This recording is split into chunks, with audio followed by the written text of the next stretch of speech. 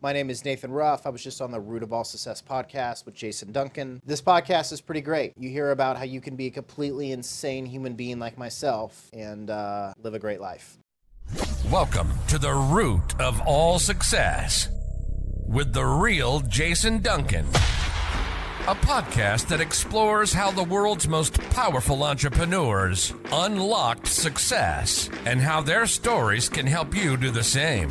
A successful educator turned entrepreneur, Jason has built multi-million-dollar businesses that have been featured in Inc. magazine and Entrepreneur magazine. His life's mission now is helping entrepreneurs live what he calls #the exit lifestyle. Introducing TEDx speaker, mastermind leader, author, entrepreneur, cigar aficionado, motorcycle enthusiast, and host of the Root of All Success, the Real Jason Duncan. The Real Jason Duncan. So colleges are a scam? That's what you believe? That's where you're at? Yeah, I think when you have $1.4 trillion worth of debt that they've given people while they have billion-dollar endowments, and you have the price increased every single year for 30 years straight without a single year or decreasing, and then you have the outcome of that college degree not dependable. You know, if somebody hires your business, Jason, and they give you $100,000 to do a job, are they happy when you don't finish the job and keep their $100,000? No. Same thing. So I think you and I probably, we haven't talked about this before, but I think you and I probably are 100% in agreement on this. I remember when I started at Lipscomb University here in Nashville, when I was an undergrad, it was $194 an hour. And at the time, they were one of the most expensive schools around. I mean, not Vanderbilt stuff, but like for a private institution. Well, when I went back to get my master's in 2007, I think it's 7, it was it was high 600s an hour. And I don't know what it is today. I mean, that's another 14 years later. You know, how do you justify this? I mean, you know, this idea, like most universities have performed modern day slavery and nobody, you know, now the players can get paid. But before then, you know, the University of Texas, for example, makes $100 million a year off their football team. And so, like, it doesn't feel great when you're like Vince Young and, you know, like they sold $15 million worth of his jerseys and he didn't make a single dollar for that. Right. And so it's like, that is, I don't know what's like my example of slavery is like, okay, they play your game for free. They don't get the benefit of the success of the game. They're black. Like if you're just, what does slavery look like? It's like, that's what a university looks like, especially on the sports side. Now with they're able to get paid, they're going to pay, you know, 12, 15 million bucks. People are complaining about that. I'm like, well, it's their money. It's better than them getting free education. You know, I mean, yeah. So it's just a very flawed system that's not about education. Now to say like, what is college about? Well, it's definitely not about education, because why would there be football teams? Like, why would there be sports at all? Why would alcohol be allowed? Like, if the goal was education, we would not have fraternities and sororities, right? Because or it'd be a dry campus or whatever, you know, like, because it would be about increasing your learning. And so I think to position it as a, you know, as something that's about learning is just wrong. Now to say it's about, you know, it's 4 years to run your life like that, you know, or whatever however you want to, 4 years to have fun before you start a real life. But the problem is you pick up these addictions that then stick with you the rest of your life. You know, like people that are struggling with alcohol addictions, porn addictions, whatever you name it, they put those all up in college. Yeah. And so it's these formative years, which I think that life is formative from, you know, essentially age 0 to 35, because that's when your brain's fully developed. If you're a woman, 30. And so I know let's say formative years and somebody's like 9, but I think it's like a very big process. I think about what I am now at 30 versus what I was at 25 are completely different. And so I just think, you know, colleges aren't designed to make people successful or a better version of themselves. And I think, you know, and then you add the $1 trillion plus debt to it, and then you add the endowment funds but it still increases in price, and I just think it's just not a beautiful system in any way. So where do you stand on Biden's desire to pay off all student loan debt? Where are your thoughts on that? We'll get a little political for a moment. Yeah, I mean, you know, it's how I feel about the border. I welcome people to come to our amazing country. but it's very unfair when one of my employees spent 20 years paying taxes the entire time to become a U.S. citizen from Canada, and it's pretty hard to people to watch, like him to watch people across the board and have the same rights that he spent 20 years trying to get. And so it's unfair is what it is. Because what about, people like my wife? My wife has multiple degrees, and including a law degree, and she paid her way through law school while working. So it's not easy to like self-pay your way through law school, and she No. did that. Now she knew a bunch of people that took loans, and she was able to take loans, but she didn't. She was responsible, and so, it's not fair to set up a society that doesn't reward people for being responsible, right? There is when I pay my taxes, I should get rewarded by not going to jail. But if I pay my taxes and went to jail, and then you didn't pay your taxes and didn't go to jail, that would be an unfair system. And so that's kind of how I feel about paying off people's debt that they signed up for willingly. Yeah. So you and I agree on that too. I think that's kind of a silly idea. I mean, why should I? I had to pay all mine off. As a matter of fact, I became a teacher when I got out of my master's degree, and there was a program at the time that if you taught in a Title I school for, I think it was 4 years, or there was some time limit, then you could earn, I think it was 95% debt forgiveness on your student loans, which was, hey, you do this because we need people in Title I schools. We'll pay off your debts. And I'm like, sign me up. I'll do that. I'll go serve to get the debts paid off. Because I was talking $20-something thousand worth of debt that I had. But the stipulation was if you'd taken any loans out before 1995, it didn't count. I'm like, yeah, but I started in 93. Like, what does that have to do with anything? Why does that matter? So anyway, I didn't get my debts paid off. Well, we're talking with the one and only Nathan Ruff today on The Root of All Success. And Nathan, thank you for coming and doing this, man. Of course. You're a great dude. You've been on the show before, and if I'd have done my research, I would have told everybody what episode number it was. Maybe my apprentice, who's off screen, off camera, can look that up while we're talking. Yeah, it's around 20, I think. Yeah, it was early. You were one of my early guests, and it was in person at the Standard, right? Yep. You came and did the Standard where we used to record. Well, today we're recording here at Smokers Abbey in Gallatin, Tennessee, one of the greatest cigar shops in Middle Tennessee, owned by Joshua Stump, good friend of mine, also a former guest on the show. And but Nathan's an interesting guy, man. You've been an entrepreneur your whole life. Sold your Yeah. first business at 17, and now you're the ripe old age of 30. Yeah. And 14 is episode. You're episode 14. Nice. Episode 14. So now you're episode number 225. So a lot's happened in that time frame. So one of the most interesting things about you, when I was first introduced to you, is Bobby Harris introduced the two of us. That's how we met. And first time we met, we were eating at Chop House in Hendersonville. Had lunch. I remember that. You came and had lunch.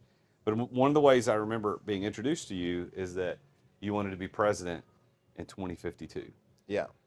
Can you tell me, because I now know that that's reality and you're serious about it, and you got 2052 license plates on your car, you got 2052 on your clothes and shoes, like it's a big thing for you. But where did that first start? Do you remember? Yeah.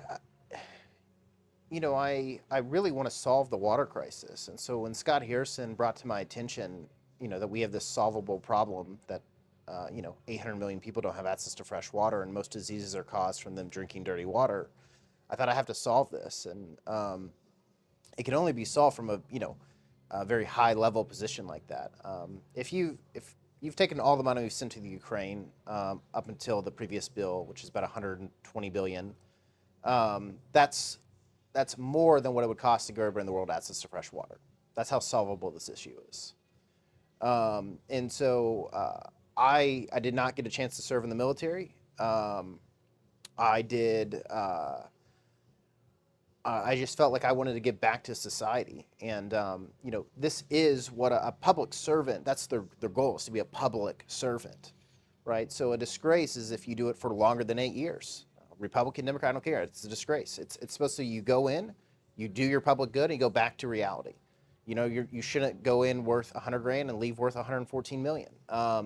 So just generally my beliefs is just like, I want to serve my country, and this is the way to do it. And obviously I'm a I'm an entrepreneur, and I'm a leader, and I get after it. So I'm not going to set my goal on being governor of Tennessee. You know, like, We need some help here too, by the way. and you know, I've just been very, you know, people say you're not involved in politics. Yeah, because politics isn't the answer. Okay, entrepreneurs, businesses, that's the answer. And I'm hoping that I'm able to, you know, build a big brand and build big companies and self-pay my way mostly there. You know, I think Vivek did a great job of that.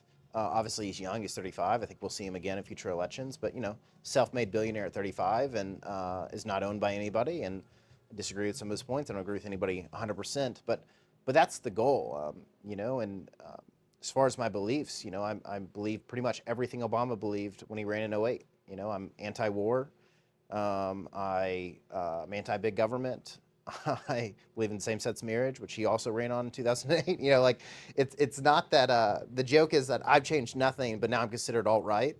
You know, I'm just very much, you know, I believe in taking care of the American people. And I think when I see us sending $140 billion to other countries, it's not that I'm against that. It's that we have enough problems here and that we could be applying that money to. And we have, you know, we're sending money we don't have, you know. If I was a teaching pastor of a church and people wanted to tithe, I would say that's great. You know, you want to give in that way.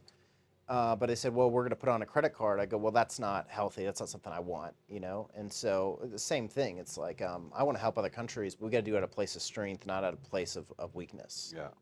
You said that you believe everything Obama believed when he ran in '08. Obviously, things changed quite a bit.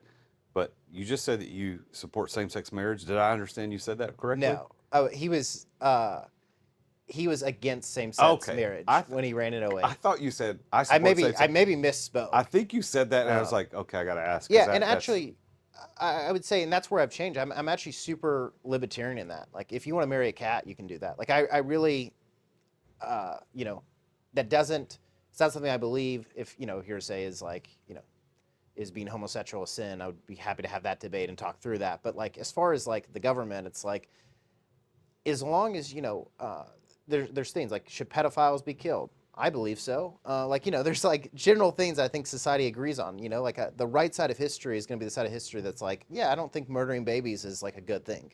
That will be the right side of history. Yeah. In the same way that I'm confident that we can look at Hitler and go, he was a bad guy. I think that's the right side of history, is to say Hitler was a bad guy. And so we're getting very political now, but with all of this, it's, I think these are very commonly held beliefs. And when you look at marriage, it's like people love this country because of freedom. And so I very much am just like, I don't know if the government should be in the marriage business at all. There is you go. Probably where I land. That's right. So it's not like, I don't know why that has anything to do with tax codes. I think that is just something that should have nothing to do with anything. It's control.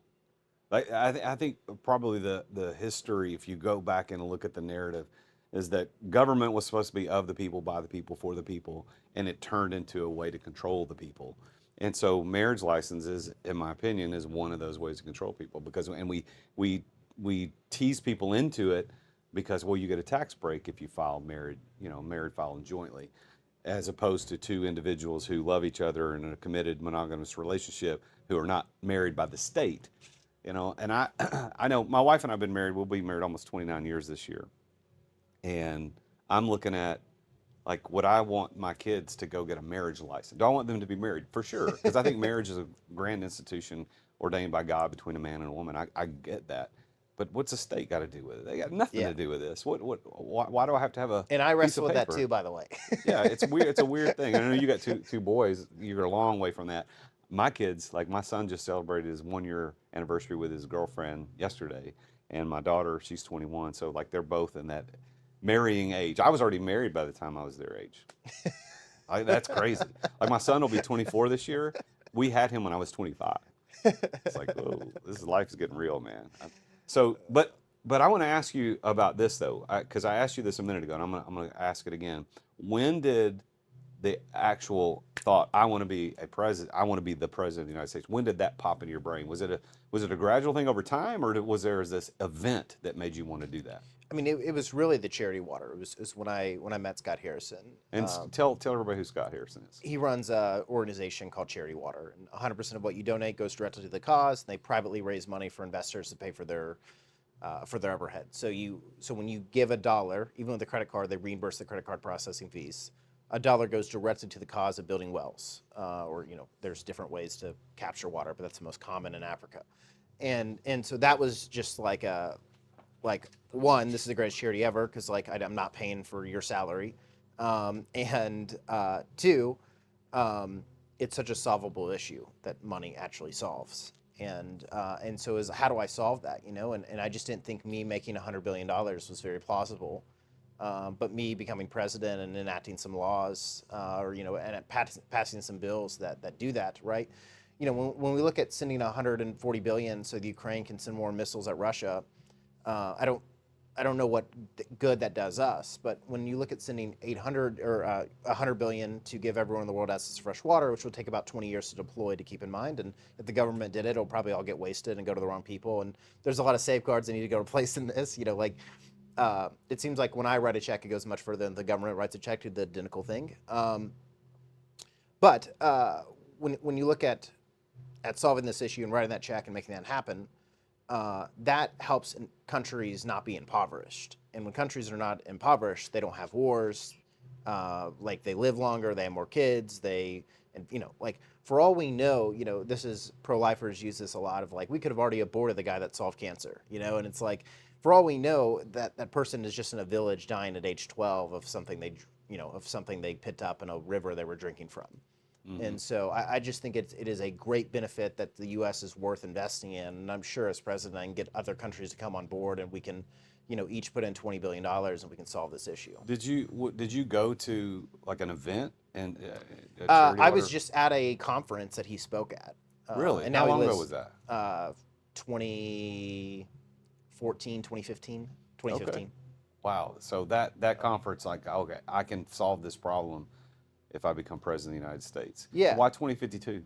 I mean, I had to have a year where I had to have time to build wealth, because I'm whether I hit the $1 billion goal or not, I'm trying to have at least $200 million liquid cash when I start my campaign, which is enough to get me going. And so I do everything, all my financial strategies, all my mapping of when we sell this agency and the next company I'm starting and when that company goes public, all that is designed around 2045, stepping out and bringing in in-house counsel and starting to put together this run. So how old will you be in 2052? I'll be late 50s, 58. Okay.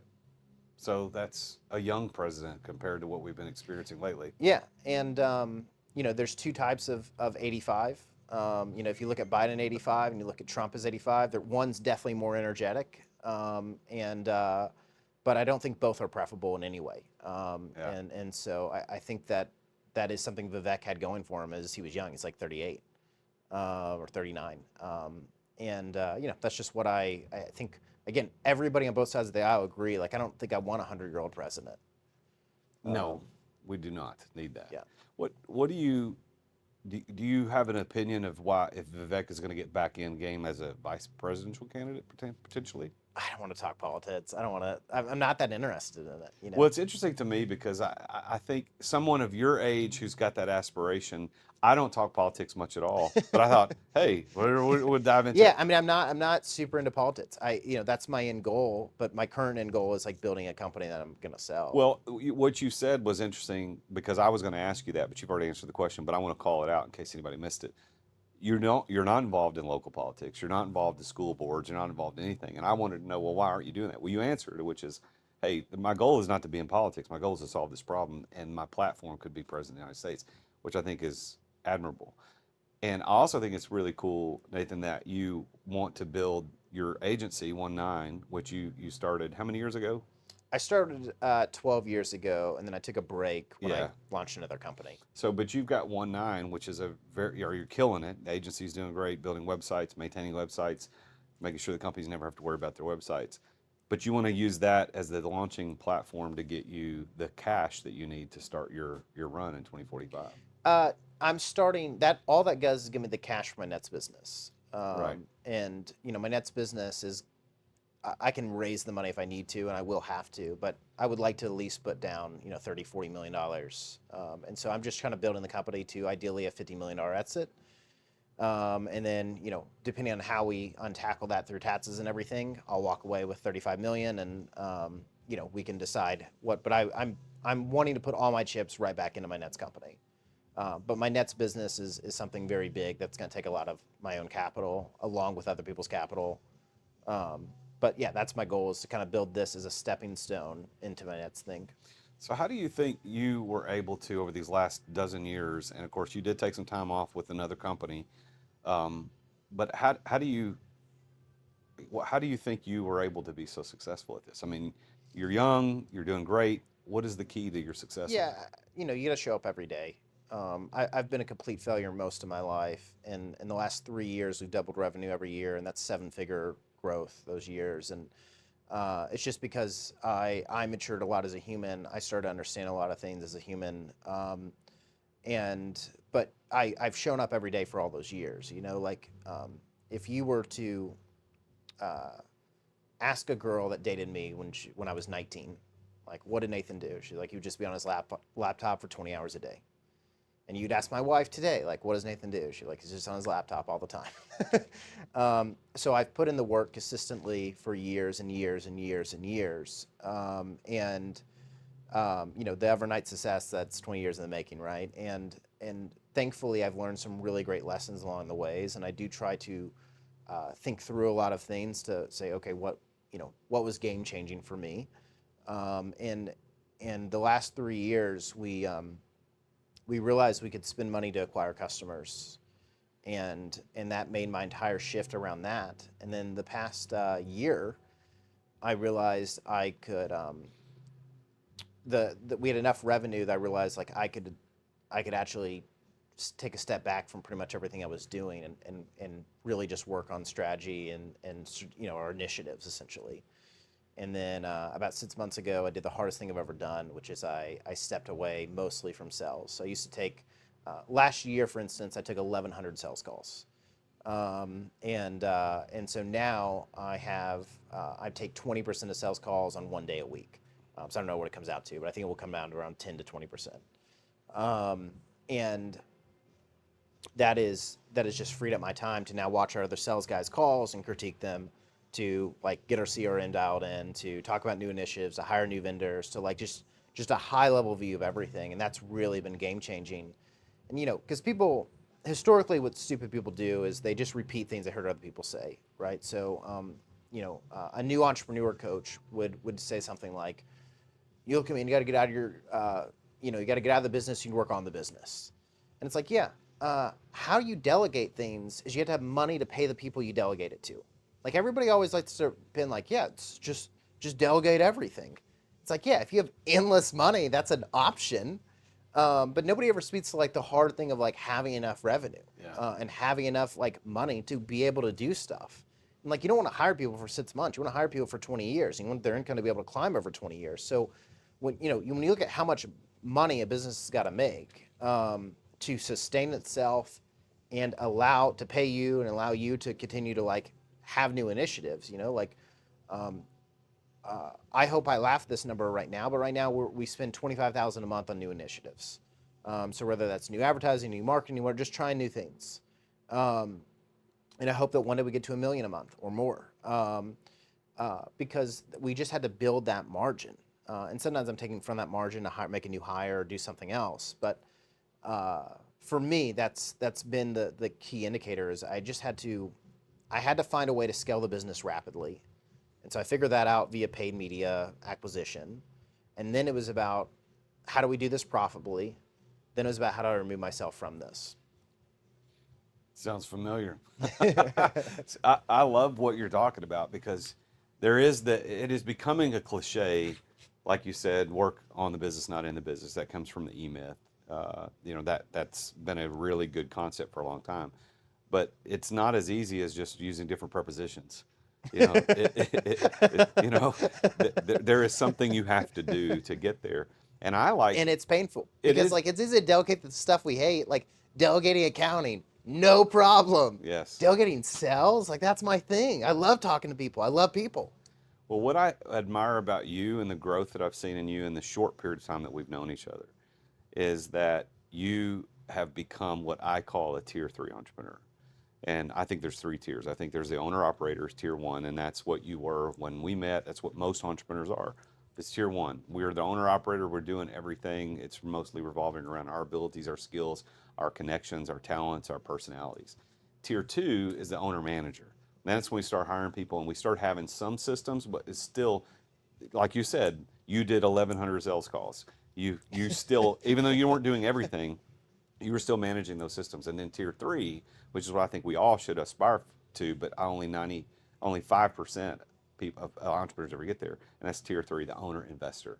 That's when our company is an investment, it is an asset that we are managing just like we would any other asset portfolio. We're making sure that things are in place, and you have ascended to that, and I congratulate you. Yeah, I think I'm graduating there. I still feel a lot of 2 in me. And but the thing is revenue solved that. It's not that I was not trying to get to 3. It was that like the revenue to allow 3 to happen. Yeah. Well, and that's the trick. We're all there. But what's interesting is that an investment reduces your cash available and then returns cash later, doesn't it? Yeah. So if you invest, if you want to, as an entrepreneur, if you want other people to do stuff for you, if you want to grow, you're going to have to take part of that revenue and invest it, which reduces your available cash, but it should bring back more money. That's the whole point of an investment. Our referral system for people that send us clients, we have a guy we've sent $300,000 worth of business to this year. And he was like, everybody says they'll send me leads. Nobody does it. You've done it. I'm like, well, I don't lie to people, 1. And 2, like we do book hundreds of sales calls. So like these people need your service. I just make an intro, whether they sign with us or not, because that's what makes the world a good place, is making intros. Like making intros is the best thing you can ever do for anyone ever, is like my personal opinion. And so in that though, we give a very, very generous amount of when people send us a new client, more than what the client pays us. They're like, I don't know how that's possible. And it's like, well, yeah, it's all banked on this idea that they're going to stay with us for a very long time. It's not like banked that they're going to stay for 1 month and we're going to lose money. Yeah. But they're like, well, what do we give? Like, if you send me a client, what do you want me to give you? I was like, whatever you think's fair. I'm just focused on being the best ever, right? So like that's all we're going to do. We're going to do everything of like, wow, they're the most ideal company ever. How you want to respond to that is up to you. We're just going to continue to win, send you clients, as long as you take care of them, build our business, do everything we can. And if we've sent you a ton of business and you want to buy me a new car or you want to do whatever, we'll accept that. The affiliate game is such an interesting thing because we're both, I'm in the coaching side of things, you're in the service business agency side of things, but we both have affiliates. You have affiliates, as you just explained. I do too. What bothers me about the affiliate game in the coaching space is that sometimes when I work with another coach as an affiliate or a service provider, they dictate how much I'm supposed to send them for me, they send me a customer, hey, I need X%. I'm like, okay, well, I can't do that. Like I've got costs against this. I can't give you that. But what's happened, this happened actually last week.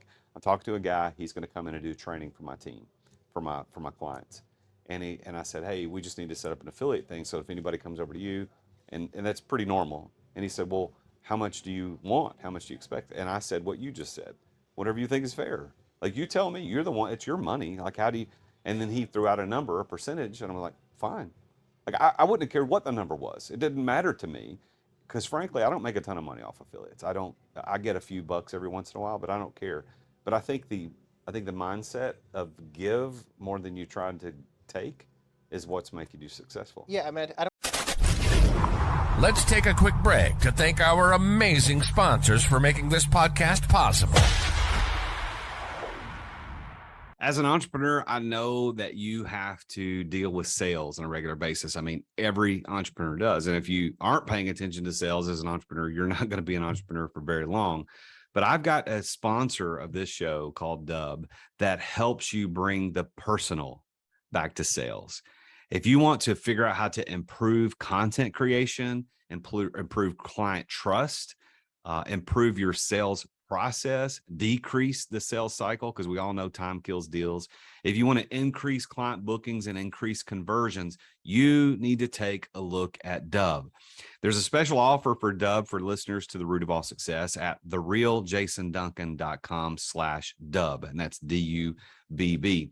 What Dub does, I've been using this for years. I'm a huge fan, and I'm so honored that they're our primary sponsor of the podcast.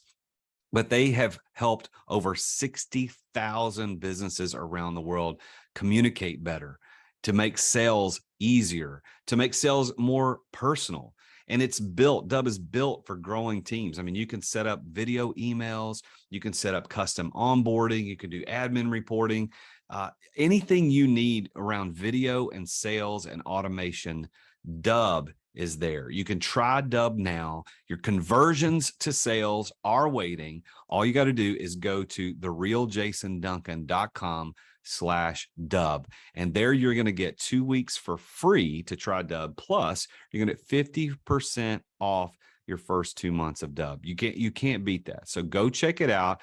Go to therealjasonduncan.com/Dub. Thanks for listening to our sponsors. Now, back to the show. I don't need to take. All I do is win. You know, I mean, this is like I don't know, like, you think your $1,000 funder is going to do anything for me? I mean, you know, it's like, this is like the thing that's like, I just want to be looked at as that, like, wow, you're incredibly generous. You do everything by the book, and you take care of our clients in a way we've never expected. You know, like, something I get into a lot of trouble with is just my very, like, bluntness approach to things. And this guy who's a new referral partner, he's a marketing outsourced CMO. He sent us 4 clients in a week. And after he sent us an initial one, he's like, dude, yours, all of them, they're just like, this is the greatest service ever. They love you. They can't believe how cheap. It makes my service look too expensive, how cheap you're, like, all the things. And I was like, yeah, like I told you when we met that we're the greatest. Like, whether you believe that or not, you just think I'm cocky or whatever. Like, I didn't, you know, I'm not going to lie to you. And it's that extreme focus I have on taking care of our customers in a way. That's why I don't care about what they pay us, because I just want to serve our client. So if I make an intro and it helps you, great. If I benefit from that in more ways than it helping you, that's just gravy on top that I don't expect, I don't plan for it, I don't honestly care if it happens. Yeah, when I do get affiliate checks, it's like, oh, well, that's nice. You know, because it is gravy. It's like, I wasn't planning on it. We met with a company, and they had 2 websites. It's going to be like it's going to be $50,000, $25,000 a piece for the bid. And they do, I don't want to say what they do, but they do something in the technical realm, physical technical space, at live events. And I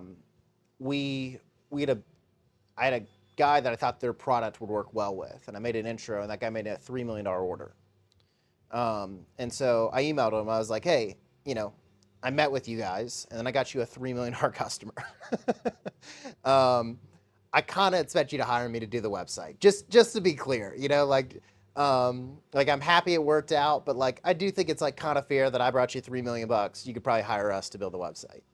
And then they hired us to build one of them, not both. Really? And so now every time there, I just give them the hardest time ever. And they hired somebody else because the marketing manager had a relationship with somebody, and that's not going well. And they told me it wasn't going well. And I go, yeah, of course. Like, we're the greatest. And you want somebody that's not the greatest. But, you know, that's the only time is like, if I provided such an extreme amount, you know, like, we sent a vendor like 20 new clients. And on Instagram, he was being like, huge shout out to so-and-so. They build the best websites. And I just like replied, I was like, never sending you a lead again. And he's calling me, he's like, hey man, what? I was like, hey man, I've never taken a dime, never taken a referral fee from him, I've never done anything.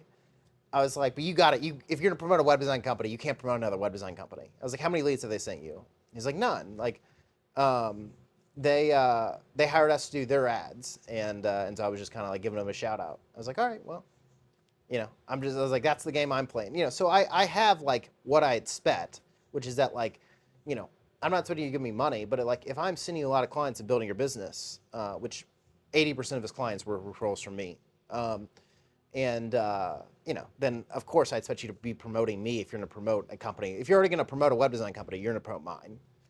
Do you remember, is there a time when you remember, because all of us entrepreneurs have this situation, we're pushing a rock uphill, pushing uphill, pushing uphill. And at some point, when we're pushing this rock uphill, trying to build this business, it gets to the top, and it might not fly down the other side, but it's actually rolling by itself, or it's easy to push. That's when success, like the feeling of success, happens. Do you remember when that happened for you? Okay, that's happened a lot, and then a day later, I'm like, nope. And then the ball starts rolling the other way. Like I've reached the pinnacle to then realize there's 9 other mountains in front of it that I couldn't see from the angle I was at, and so I think I have a false sense of that a lot. When we built our recurring revenue enough to pay for all our employees, and I realized that like I didn't need to sign another new client and I can make payroll, was like one of the best feelings I've ever had in my life. That's awesome. That is awesome. Then you saw, okay, well, we can push this rock higher. There's another pinnacle. Well, yeah, because it was like, wait, that means when we sign a new client, like that's for a new website build, it's just like straight profit because our staff's already paid for. And, it's not, technically how you chop that. And then I was like, oh, we can like actually like, I never had to lay off somebody again because of money. I can only just lay them off because of bad performance. Like it just changed everything when we hit that pinnacle of recurring revenue. What the last time you were on the show, I asked you this question. I'm going to ask you it again, but I'm not going to let you answer it the same way. I'm going to make you answer it different. I asked you what your definition of success was, and you went straight to providing clean drinking water to everybody, which you've already talked about. So I'm taking that off the table. Yeah. But in the context of entrepreneurial success, everybody's got their definitions. But when you got that rock to the place where you're feeling success, how do you define it? What does a success mean to you? So, to me, it's very monetary. I think a lot of people, something that I find I only hear poor people say is like, oh, I'm an experienced person, not a thing person. And it's like, well, that's because you can't afford the thing. It's like I feel like it's just like a thing that people love to say because like it's like an easy out. So, when we bought our home, when I bought the McLaren, like these have been, these little, they're not things that matter. I don't want people to think that I put my faith in these or that, like, but they've been like, oh wow, I've achieved a level of success. I would say for me, I'm actually much lower than what people would expect, like what that is.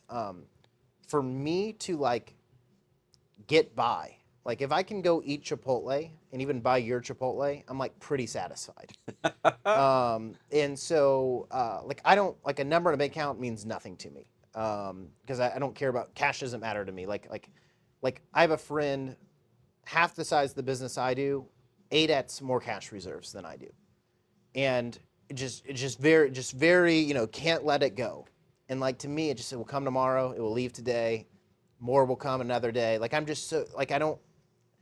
It's not a big thing to me, right? And so, but I do want to be like taken care of. Like I had a 6-figure tax bill, and when I paid that, I felt successful. But mostly felt good. I wasn't going to jail. I was like, all right, good. We got past this. And so monetary is what I define as success, and it's just that feeling of where you're not stressed about money. Entrepreneurs, we love to create our own stresses. We have a very nice home. We bought another home before we sold that home. And then I played a golf course I really liked, and there was a home for sale, and I bought that one. And in like 3 months, I bought 3 homes. And I was like, all right, we should probably like sell one and get one in here. Like I should do things, And so like that was financially stressful just because I was stupid and I was like excited. But I created my own hell. That wasn't like a reality that's, I just did my own thing where I just swiped my card too much. And by that, I mean like I bought a house, which is not like the same. I had to put on name ads or whatever. Do you consider yourself to be successful? Yeah, of course. I mean, everybody's answer to this is like, yeah, I got a beautiful wife and beautiful kids, and and like they give that, but it's like, I am incredibly grateful. So like the thing is like you could ask me, I lived in the projects in a 2-bedroom, 1-bath little apartment with a roommate, with a mattress on the floor, and I consider myself super successful. So like part of it I'm just delusional or it's a mindset thing, but the other part I'm just incredibly grateful. I've never had a prescription pill. I've never broken a bone. Both my kids are super healthy. My wife is super healthy. When I go to Kroger or Publix, I'm able to buy the organic meats and the organic chickens, you know, and like when I go to a restaurant, I don't have to look at prices. I just like order what I want. And so like that is like, I don't know what success looks like, but that's, you know, you put me in the back of a plane, doesn't bother me.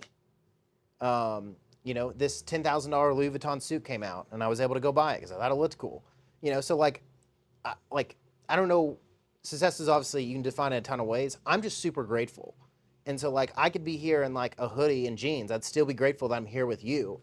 And like I could be in an Acura and I'd be like, well, it's better than an Accord. And if I was in an Accord, I'd be like, well, it's better than walking. You know, like I'm just incredible. So I think my whole life I've thought of myself as successful, and I've just continued to climb that pinnacle. Because like everybody, there's always a guy with a nicer car, more money, whatever. And so I don't play that game. I just play my own game. In my own game, I'm super happy. Yeah. So when you bought the McLaren, which I've ridden in it, it's a beautiful, beautiful car. Was that one of these things that you've been had in your mind for a long time? Like, I want to get this, or was it you woke up one day and went, holy crap, I have enough money, I can buy this thing? What was it? I mean, everybody wants a supercar, right? Everybody. People always say that, like, you know, my neighbor, I had a friend who's not wealthy, was like, you know, my neighbor in my apartment complex drives a Lambo. And like, you know, what are you doing driving a Lambo before you own a home? And I was like, have you ever met him? And he's like, no. And I was like, what if he owns real estate everywhere and he's in town for a project and he just rents his apartment while he's finishing up this project? So it turns out I met the guy one day. I was like, I gotta meet this guy. The guy owns $40 million worth of real estate. And he was deciding if he wanted to live in Nashville or not. So he rented an apartment for 6 months. And so like this guy's like, he's driving a Lambo, living in an apartment. What question do you ask? I went on a rant. Oh, I don't know. It was fun. I was fun listening to you. Well, it was about the McLaren. It was about that cess, or you know, getting that, what that felt like. So essentially, everybody always wants one their whole life, and everybody's always trying to talk you out of it. You know, the depreciate. They're all these. Everybody's just always trying to like talk you out of it. And guess what? It was just as awesome as I thought it would be, and it's still just as cool as I thought it'd be, and still just as fun. I get just as happy every time I drive it. Like everybody's been wrong. But I don't do things for other people. So this is like the big thing. Like I don't drive a McLaren so people go, look, that guy's driving a McLaren. I drive a McLaren so I go 200 miles per hour. I drive a McLaren because it's cool. I like how the doors go up, you know, like, so a lot of people do things for the wrong motive. Yeah. Like I like going fast and I like cars, you know, like, my neighbor bought a $400,000 supercar, and I won't say what it is. And he like sold it like 8 weeks later and was like, you know, I just don't like all the attention it gave me. And I was like, no, you love it. That's the only reason you bought it. I can't get you to drive above 50 in it. You know, like you're rich and you're like, I guess rich people buy these, right? And it turns out he's just not a car guy. Yeah. And so I happen to be a car guy. In the same way you're a motorcycle guy, you have nice, you know, it's just, so that's what I'm into. Yep. In the same way, like, I wear a Vacheron Constantin watch, which is a nice watch. I'm a watch guy about a very specific type of watch. I have a friend that's way more successful than me that wears a $100 watch. And he's like, I just don't know why you would spend that. I'm like, that's okay. I don't need your validation doesn't mean anything to me. I was watching a YouTube short or an Instagram reel recently, and it's these two guys. I don't know what show it is, but they're a money podcast show, and they were talking about, hey, we did the research, or the research has been done, and the average millionaire, you know what the car they drive is? Ford F-150. No, it wasn't that. It was the Toyota or a Honda, like they were just talking about. Okay. That's what they drive. They don't drive Ferraris. The guy driving a Ferrari or McLaren or Lambo, you know, they're probably broke. You know, they don't have any money. They're just trying to look like they have money. And I did a react video to this, and I think you and I probably would agree, is that, okay, those people don't like what we like. Yep. And they're trying to justify what they like based on some inference that they got from a result of a survey. Dave Ramsey does the same thing. He talks about that all the time. And I would like to say this. I'd rather be poor and cry in a McLaren than rich and cry in a Camry. You know, like just to be perfectly clear. Well, car people, or house people, or watch people, or vacation people, whatever we are, like those things give us joy. We enjoy that. It brings happiness into our life. why should we feel bad that the average millionaire drives a Camry? I don't care that the average millionaire drives a Camry. Most people are millionaires these days if you're Yeah. doing it right. I don't know. The Millionaire's average meth user drives a Nissan Altima. You know, like, what is this data? Well, who are you asking too? Like, who are you asking? Because I think when people hear the word millionaire, they don't think of people like you and me necessarily. They're thinking about the Jeff Bezoses. They're thinking about Elon Musk. Those are billionaires. That's a completely different game these guys are playing. I think I heard a stat that there are only 10,000 people in the U.S. worth 9 figures or more. Have you heard this? I have not. Yeah, I don't know if it's true or not. I heard it. So 10,000 people out of 380 million are worth 100 million or more. Now, when you reach 100 million, life is completely different. I don't know what it's like. I'm not there. But a millionaire only has to have $1 million in net worth to be a millionaire. And so the people that are driving these Camrys and these Hondas, just because you have $1 million of net worth, that could be your house, your 401k, that doesn't mean you're rich. That has nothing to do with being and wealthy. also if you have $0 in your bank account, but you make $50,000 a month via like your investments, like you're living an amazing. Everything's set. You just have you don't have $1 million net worth. I mean, depending like if you're an investor and you have debt on that, depending on how it's calculated, there's people that live great lives that aren't millionaires on paper. What was that story? You've probably heard this. It was a Trump story. And he was telling a story about when he went bankrupt on 6 billion or something. It was a big number. I don't know if it was 6 billion, 6 million, whatever it was. And he was walking down the street with a friend of his, and they passed a homeless guy.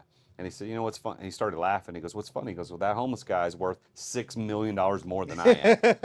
Okay, so when anybody looks at who's worth more, who's rich, it's not about how much money you have. It's about the mindset that led to the ability for you to have the resources to do what you want, right? We all play these silly comparison games. It's like a guy was like, "Why won't you race my Mustang?" Because we're not playing the same game. Like we're not. It's not the same thing. Like so a Mustang guy pulls up to an orange McLaren and says, "Whoa, whoa!" Like, no, this is a completely different thing, right? Mustang's a great car. We're playing different games. I mean, this is like simple as that. We're playing different games. Well, so let's talk a little bit of personal stuff. So you've had very good success with 19, and people need to go look up that. It's ONENINE.com, 19, spell them out, 19.com. You've had a lot of success with 19, but you've had some failures too. You said you've been a failure for most of your life. People want to hear that too, because we're hearing that all the great stuff. So tell us about one of the spectacular failures that hurt, but you've made it. So I hit $1 million in revenue when I was like 21. And at that point, I thought I was the smartest human on earth. So I was like, I'll just go start a bunch of businesses. And every one of them failed within like a couple months because like I didn't know anything about building a business. I just got lucky with my company. And so there's that. Financial, I mean, like, look, like buying multiple 7-figure homes with my level of income, which is not enough to support that, was stupid. Like that's a failure. Thankfully, my wife is graceful and is just like, whatever. Entrepreneur being an entrepreneur. I've, is businesses wise, like Rabbit failed. And there's not a lot of lessons to that. And I hate saying that, but it's like, it failed because we existed at live events and we launched in October of 2019. And we started to scale rapidly in January 2020. And then we got crushed by the kind of the never ending COVID cycle. So that failed, but I feel like I did everything right for the most part. Like we raised money from good people. Like my indicator of that is like not a single investor was mad when they lost their money. Like it was a write-off for them. Speaking of the 10,000 people with 9-figure net worths, most of our investors were in that column. Wow. So Rabbit, yeah, that was tough. I can imagine mentally that was a big stressor for you. It is. It sucks when you're so convinced you're going to win, and all the indicators show it too. Yeah. Well, it was a great concept, great idea, great product. Private equity kind of abandons you a lot quicker than you realize. Like, yeah. It's weird that not weird. It was just unexpected that 1 week we were best buds and they couldn't wait to fund us, all the way till we went public and everything's good. And the next. Bars will never exist again. One of the partners at a VC fund told me during COVID. What did he say? Bars will never exist again after COVID. Bars? Yeah. Like places to drink? Yeah. He said this? Yeah. Okay. What kind of Kool-Aid is this guy drinking, man? Yeah, I mean, but that's our perspective of beholding him to write another check to keep us alive to then launch after COVID. And he's just like, we're cutting it off because bars won't exist. Either we'll have events. I mean, that type of, having to battle that, because then I'm battling, it just became so politically charged, right? If it could just be about facts, like, it came from a lab in Wuhan, but it wasn't about facts. It was about like political identity. And a lot of these VC funds are more on the liberal-leaning side, especially in tech. So tell people, as we kind of close down the conversation, tell people a little bit about you personally, because I know you got a beautiful wife, 2 wonderful, cool little kids with great names, and but what else would people want to know about Nathan Ruff? I love people. I mean, that is the core of who I am, and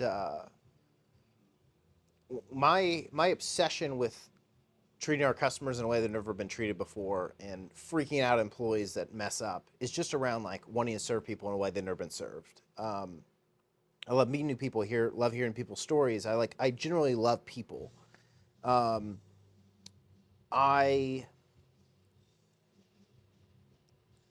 not afraid to speak truth, and I'm not afraid for somebody to disagree with that truth. That doesn't, one of my good friends disagrees with me about his wife has me blocked on Instagram. I mean, because she's not able to do that. He's able to do it, but he's able to disagree with everything and still be my friend. And I'm able to do the same thing for people.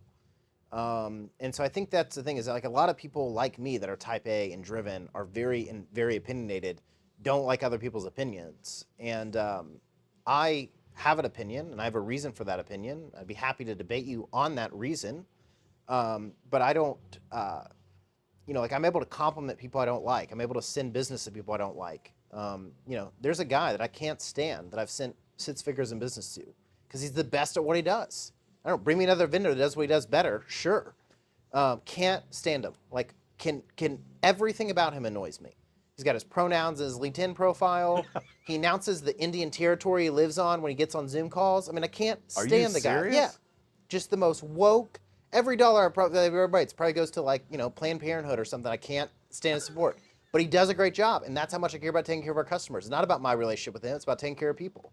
And that's a crazy thing for people to hear. I have a guy who's a good friend of mine, and I didn't hire him, and I was like, yeah, because this guy's better. And he's like, what? And I'm like, yeah, I want everything just to be, I don't do things on relationship, I do things on facts. And I want people to judge me by the same, you can't, I want people to judge me on the same thing. Like, people do hire me because they like me, but we're very good at what we do, and I want the focus to be on always what I do, not that I'm likable. Because I just, my heart tells me, and maybe when I'm 35, we'll sit down again and I'll be wrong, but my heart tells me that a fat can't be changed, right? So Jesus died on a cross for your sins. To me, that's unmovable that that's a fact, and I can't be persuaded on that. So if the fact is we're the greatest company to ever exist at this one thing, no matter what you do, you're always going downhill if you're not with us. And so believing that and owning that is, I just think is core to who I am as a person, and lets people know how hard I fight for them.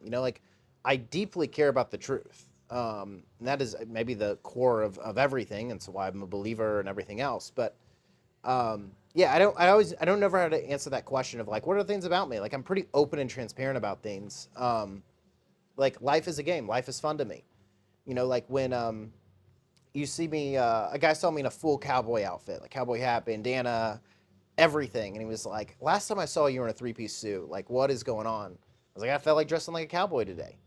And I'll wear my wife's sweaters around the house. I don't know. I just see that. I'm like, that's cool. Because I'm just fully okay with who I am. And I think that's, relates to everything I've talked about this entire podcast, which is I'm just okay with who Nathan is. I'm not scared of who Nathan is. I'm not afraid of him. Nathan is who Nathan is. And I understand I'm a broken human in need of a savior at the core of everything. And I think that's what keeps me grounded, that I'm just a guy. So how do you develop that type of mentality that you're so okay with everything? Okay. Independently making money, not relying on other people is a great part of that. You know, I can offend people, and it's if you I won't even notice. we sign tons of people, and we have a less than 1% churn rate per year. Like, I won't notice if you leave my company or you come to my company. And so my income's not effective on what people think of me. And, people don't even interact with me now. They work our entire company without ever meeting me. Like, they could be a customer and have never met me. And so that's how I navigate that, is that I'm just not like, I don't cheat on my wife. I don't do anything to where like nobody has anything against me.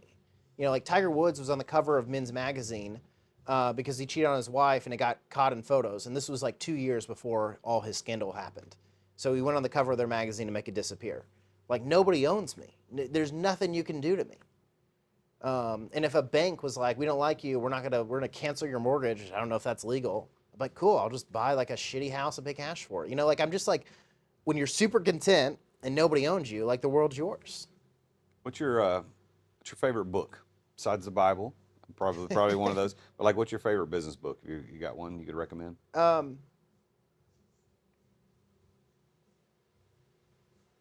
There's so many religious books I want to like. Who is this man that predicted that to Jesus? 0 to 1, Peter Thiel.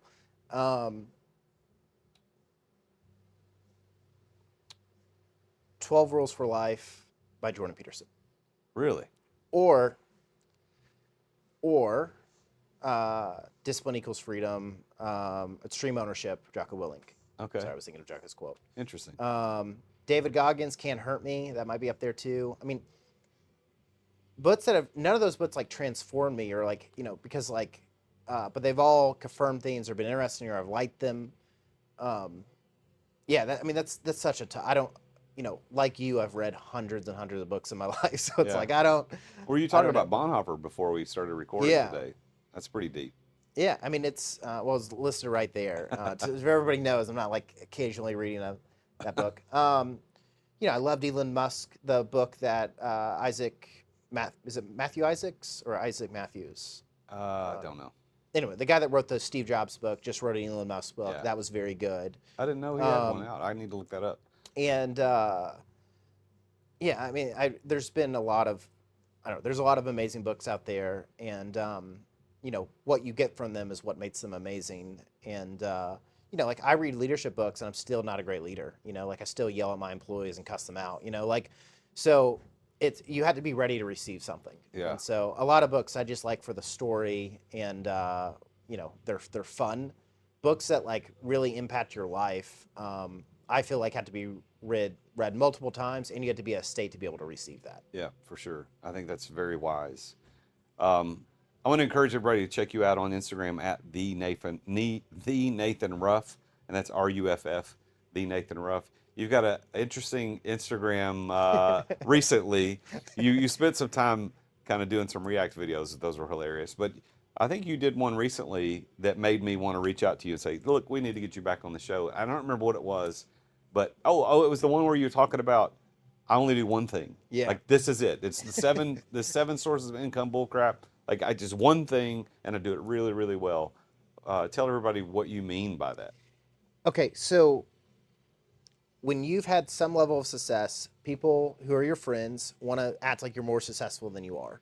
So like, every time somebody makes an intro, like, this is Nathan Ruff, he's incredibly successful, he does all these things, and it's like, hey, I manage websites, and yeah, we do that for lots of people, and all those people pay us, so that all adds up, but like, I don't do anything special. Like, I have a friend that also has a nice car, and when people ask him what he does, he's like, I'm a real estate investor and serial entrepreneur, and so then every person he meets is like unattainable. And so I just tell people like, oh, I manage websites, and it's a little more difficult than that. But I want people to think that everything I have is super attainable, is really what I want people to grab from that. But yeah, I'm just not good. I can't even listen to music and write an email. Like, very bad. Like, this will be the hardest podcast I've ever done because of that music. And I'm not joking in any way, shape, or form. That music is why I lost my train of thought. I can't it bothers me so much because I'm very just like do one single thing. And so I can't build multiple businesses. And my goal is to just put all my energy and effort into build this as big as possible. And at that point I could hopefully and that's it. I've thought about hiring a CEO and it being a part of our family office because of how much cash I could throw off. But for the next business I'm trying to start and the type of cash I need to start that, I think that it's probably going to be one we sell. And so, yeah, I don't look at myself as like an investor. I don't look at myself as like a serial entrepreneur. I technically am because I've started multiple businesses. But I do one single thing. And I put all my energy and effort into that. And it's why I get stuff like yesterday, I was on a sales call, one of the 20% I take. And he goes, I've been an attorney for 15 years. This is the first cold email I've ever responded to. And it was a mass email that I'd sent. And I go, yeah, because I think long and hard about how I write the greatest cold email ever. And it's not hard because a lot of people write terrible cold emails. Yes. And, but my extreme, being able to spend, 20, 30 hours of thinking and writing until I was like, this is going to convert. The company that's sending all the emails for us, he was like, this is the highest response rate I've ever seen. And I was like, yeah, because you suck at writing emails. Because they were supposed to write them, and I was like, never mind, I'll handle this. But that is that ability because I wasn't running 9 other companies, because running one thing, and I'm a master of that one thing I do. I think there's a lot of wisdom in that, being laser focused, doing that one thing, follow one course until successful. Yeah, because a lot of people start a lot of businesses because it feels cool. Yeah, well, I fell into that. That happened to me. In 2019, 2020, I fell prey to the average millionaire has 7 sources of income, and I thought, okay, well, I'm not the average millionaire, so I need more sources of income, and I went and started like 4 or 5 companies that one year, and it was disastrous. And I lost a lot of money, and it bit me in the rear end. So I think I think when I watched that video of yours on Instagram, it's like, okay, that's wise. I need to take some notes from the Nathan Ruff. So I want you to have the last word. I want you to give some advice to the listeners. These are entrepreneurs. They want to attain what you've attained. What is your piece of advice? How do you tell people to achieve this? Yeah, success? The only thing that matters is customer acquisition. Nothing else matters. If you have any bit of a whole, of a soul, of a conscious, you'll treat your customer and do them well. So that's handle. That's easy. That's why you started the business, because you knew how to do the thing. So the only thing that matters is your ability to acquire customers. That is what your entire focus, life, everything should be dedicated to that. That's what builds a business. A business is built by getting more customers or increasing what your current customers pay. That is just my core principle. Is like everything people tell you about leadership, all that, like sure. But what matters is your ability to acquire more customers. If you solve that, everything else can be paid for, but the money you made from doing that. Nathan, thank you for being on the show, man. Thanks for coming up here, spending time with me today at Smokers Abbey. I admire you a lot, and I congratulate you on your success. Thanks. I'm grateful to be your friend. Listen to what the guy says at the end of this podcast, and we'll see you next time. Attention business owners. Attention business owners. Feeling burnout from running your business? Uncertain if you're nearing burnout? Take our free 10-question business burnout test at businessburnouttest.com to discover where you stand. With just 10 quick questions, you'll learn how to immediately begin making changes to regain freedom and success. Cut your daily operations time in half. Improve your quality of life and prepare your business for your future exit without losing revenue or profit. Visit businessburnouttest.com now and take the test. Thank you for listening to another edition of The Root of All Success with the Real Jason Duncan. If you've enjoyed this week's episode, visit therootofallsuccess.com to access the show notes and other helpful resources. Follow Jason on social media at The Real Jason Duncan. See you again next time here on The Root of All Success.